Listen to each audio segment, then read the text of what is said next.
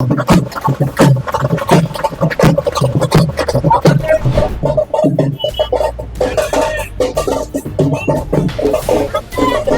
बात मीडिया को क्यों नहीं मालूम हो रहा है।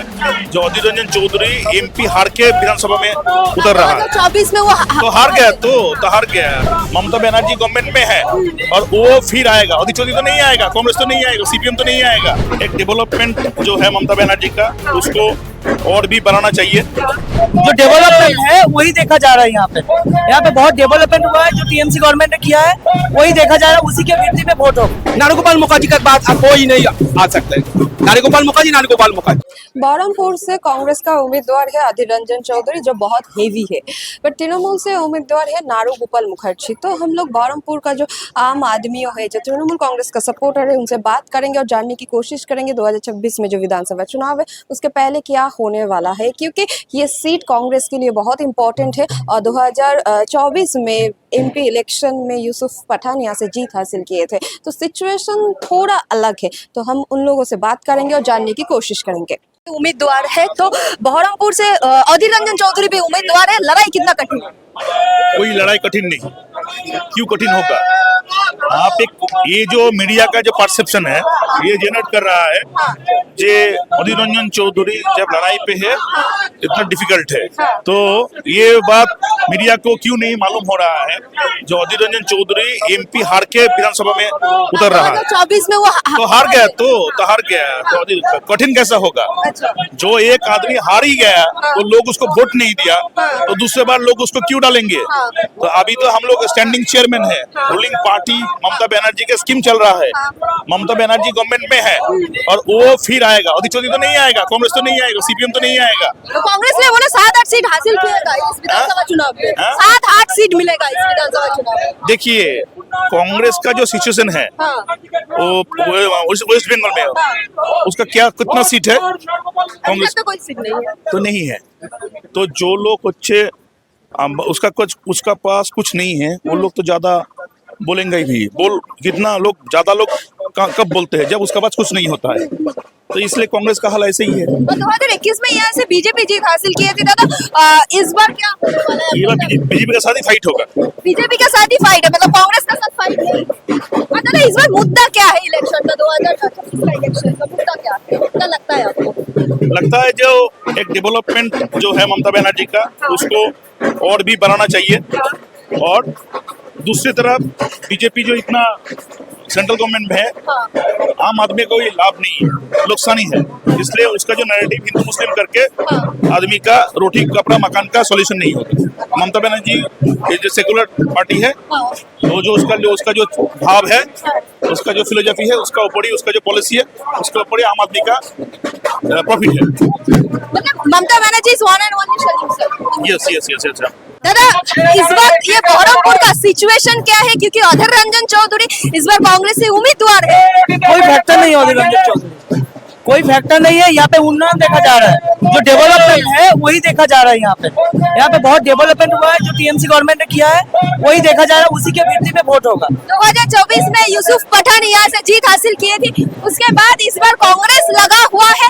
क्या लगता है इस बार लड़ाई कठिन है? एकदम कठिन नहीं है, कांग्रेस के लिए बहुत कठिन है, क्योंकि वो अपनी जमीन खो चुका है। एक टाइम था जब ये कांग्रेस का घर हुआ करता था, अब कुछ भी नहीं है। अब ये टीएमसी का घर है, वो वोट में पता चला है सबको, 2024 में पता चल गया है सबको। मतलब ये जो कांग्रेस है यहाँ पर बोल रहा है ममता बनर्जी पोलराइजेशन का पॉलिटिक्स कर रहा है, युवा साथी दे रहा है। आपको क्या लगता है इस बार क्या होने वाला है? ममता बनर्जी जो दे रहा है वो है हर आदमी के लिए डेवलपमेंट, हर युवा के लिए काम, उसके भित्ति पे वोट होगा यहाँ पे, और कोई मैटर नहीं। दादा ये बहरमपुर जो है, अधीर रंजन चौधरी हमेशा बोलता है कि ये मेरा घर है, बट हम लोग 2024 में देखा यूसुफ पठान जीत हासिल किए थे, उसके बाद ये विधानसभा चुनाव हो रहा है। तो आप लोगों को क्या लग रहा है इस बार क्या होने वाला है? सबसे पहले हमारा बात है, घर सबका है, अधीर रंजन का घर नहीं है। वो जो था वो पहले था। अभी जो हमारा जो नया बंदा आया है ना, वो हमारा दोस्त से काम करने का अच्छा बंदा है। वो जो है ना द्वार में जाता है, नारुगोपाल मुखर्जी, वही का घर है, सबका आदमी का घर है। अधीर रंजन का ये आपका उनका घर नहीं है, ये गलत बात बोल रहा है। और दादा इस बार अधीर रंजन चौधरी बहुत कॉन्फिडेंट दिख रहा है, बोल रहा है कांग्रेस पूरा पश्चिम बंगाल में 8 से 9 सीट मिलेगा। आप लोगों को क्या लगता है इस बार क्या होगा? नहीं, वो तो वो बोल रहा है, वो बोलेगा, उसका अंदर में तो माटी नहीं है ना, इसलिए वो बोल रहा है।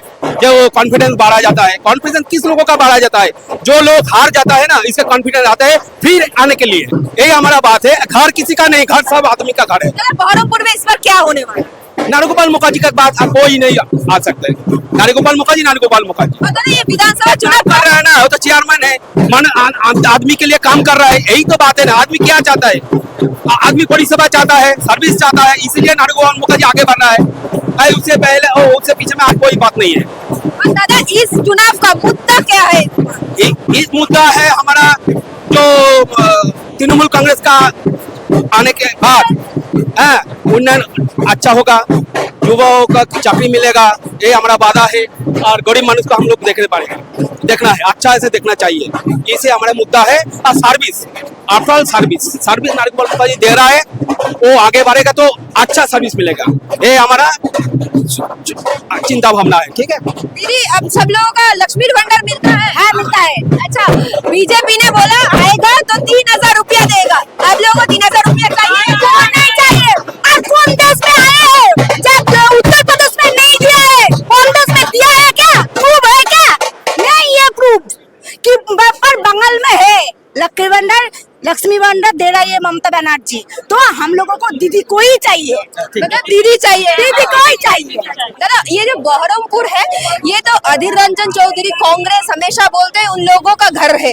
तो 2024 में लोकसभा इलेक्शन में थोड़ा अलग हुआ था, यूसुफ पठान आए थे। तो इस बार बीजेपी बोल रहा है हम लोग सनातनी का सरकार बनाए, एक तरफ बीजेपी एक तरफ कांग्रेस। तो आप लोगों को क्या लगता है इस बार क्या होने वाला है? इसमें क्या होने वाला है, क्या मतलब ये अभी तो तृणमूल का जो कर्मकांड और डेवलपमेंट हुआ तो सभी लोग जानते हैं। तो हमारा जो बहरमपुर में नारुगोपाल मुखर्जी चेयरमैन, उसका डेवलपमेंट बढ़िया सा हुआ और लोगों को मालूम भी पड़ा कि कितना हो रहा है डेवलपमेंट। तो इसके साथ वो बोलते हुए सारे पश्चिम बंगाल के मुद्दे के बोलते हुए डेवलपमेंट सारी इस तरह से हुआ। हाँ, तो हमारा जो चेयरमैन है नारुगोपाल मुखर्जी, तो उसका तो जमाने में वो जो डेवलपमेंट हुआ सभी लोग देख रहे हैं, टाउन का सभी लोग देखते हैं। तो हम लोग उसी बारे में कुछ नहीं बोलना चाहिए, लोग ही बोलेगा कौन सा डेवलपमेंट। 2021 में तो बीजेपी जीत हासिल की थी विधानसभा चुनाव में यहाँ से। हाँ, सुब्रत मैत्र। तो उन्होंने क्या क्या काम किया? ना उन्होंने तो काम किया नहीं, लेकिन देखिए उन्होंने एमएलए हुआ, लेकिन उसको पता ही नहीं चलता, उसको मालूम ही नहीं कहाँ से आया कहाँ से गया। हाँ, तो उसके बारे में बात नजर हुए कि नारुगोपाल मुखर्जी सभी तृणमूल स्तर का लोग को भी काम कर रहे हैं हर तरफ से। कोई छोटा नीच होने के बारे में उन्होंने चला आते हैं सबके पास।